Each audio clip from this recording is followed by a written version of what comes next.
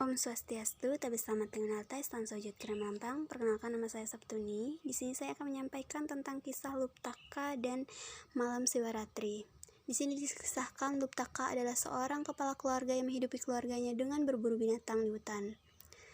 Hasil buruan ditukar dengan barang kebutuhan keluarga dan sebagian untuk dimakan bersama keluarganya. Dia sangat rajin bekerja serta cukup ahli, sehingga tidak heran dia selalu pulang membawa banyak hasil buruan. Hari itu, Luptaka berburu sebagaimana mestinya di dalam hutan. Dibawanya sebuah peralatan tanpa mengenal lelah, akan tetapi hari itu berbeda dengan hari biasanya. Hingga menjelang sore, Luptaka belum juga memperoleh hasil buruannya. Kalau sampai aku pulang tidak membawa hasil buruan, maka makan apa keluargaku di rumah, pikirnya. Itu yang membuat Luptaka semakin semangat untuk berburu. Langkah semakin cepat dan pandangan mata terus mencari binatang buruan. Tanpa terasa hari sudah gelap dan Luptaka berada di hutan. Luptaka memutuskan untuk tinggal di hutan dan mencari tempat yang aman.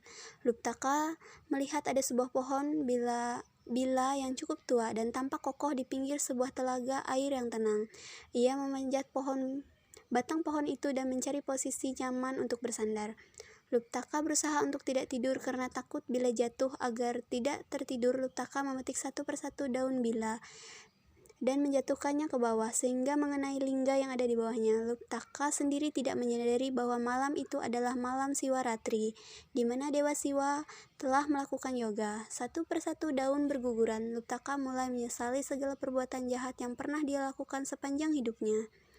Di atas pohon, Luptaka bertekad untuk berhenti menjadi pemburu. Lamunan panjang Luptaka akan dosa-dosanya seolah mempercepat waktu. Rasanya baru sebentar saja Luptaka melamun, tapi tahu-tahu sudah pagi tiba.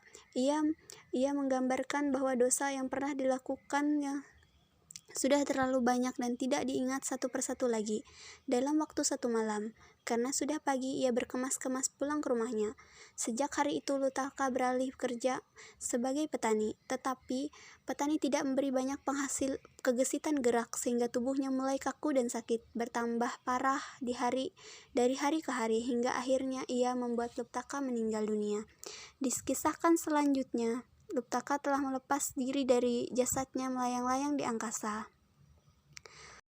Luptaka bingung, tidak tahu jalan harus kemana pulang. Cikrabala kemudian datang hendak membawanya ke hadapan Chandragomuka yang berada di neraka.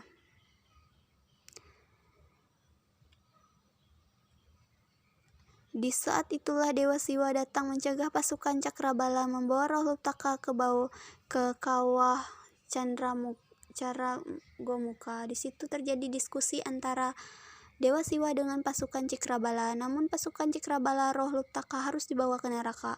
Ini sebabnya semasa ia hidup, ia kerap membunuh binatang. Pendapat itu mendapat tanggapan lain dari Dewa Siwa. Menurut Dewa Siwa, walaupun Luptaka kerap membunuh binatang, tapi pada suatu malam Siwaratri, Luptaka begadang semalaman untuk menyesali dosa-dosanya di masa lalu, sehingga roh Luptaka berhak mendapatkan pengampunan. Singkat cerita, roh Luptaka akhirnya dibawa ke Siwaloka.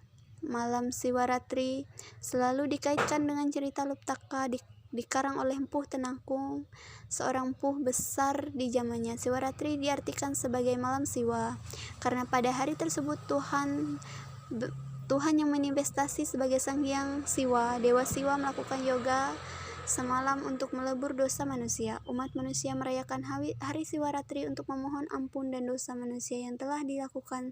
Di malam Siwaratri ada tiga brata yang harus dilakukan. Yang pertama itu Mona, tidak berbicara. Yang kedua itu Jagra, tidak tidur. Yang ketiga adalah Upawasa, tidak makan dan minum. Siwaratri datang setahun sekali, setiap Purnawali Tilem ke-7 bulan 7 tahun Cakra.